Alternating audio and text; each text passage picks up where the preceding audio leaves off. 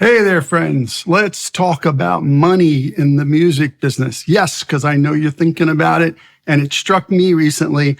If you read all the music magazines as I do, or at least the good ones here in the UK, it's Mojo and Uncut, and I've subscribed to them for a very long time. But after a while, no matter what magazine it is that you read that features the music business and new releases, you start to notice a pattern. And it seems that if you're into music as much as I am, and I know you are, you go and search out that stuff that they're writing about and giving 8 out of 10 or 5 stars and glowing reviews, and you check it out. I've done that over and over and over again over the last 32 years that I've been a full-time professional musician. And I got to tell you, it's money. There's a lot of money pushing behind those artists, whether it's a label or I'm starting to think, because nobody's got money anymore except for the top 3 or 4 big labels, I'm starting to think that they have money themselves. And I'm here to tell you not to be discouraged. I know it can be frustrating when you read about the same people all the time and you check them out and they're okay, but they're not 5 stars and they're not 8 or 9 out of 10, right? Right. Here's what you do. You just discard it. You disregard it. You don't think about it. You don't let it enter your consciousness. You focus on your music. What it will tell you is how good you have to be to get into those publications. And trust me, when I say there's money, it means they're paying a very, very powerful, excellent publicist a ton of money to get them in there, because I know what it takes to get in there. I've got friends at labels. I've got friends I grew up with who own labels. I've been an artist for the last 32 years. I know what it costs.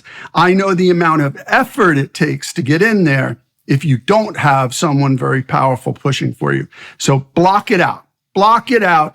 Work on your music and use it as a touchstone. Go, okay, they may like this. They do. They're not going to write about it if they think it's total crap, I think. But it tells you what they like. It tells you what style they're going for, what type of music. Again, when I talked about do record labels gatekeep, well, they're looking for a specific lane.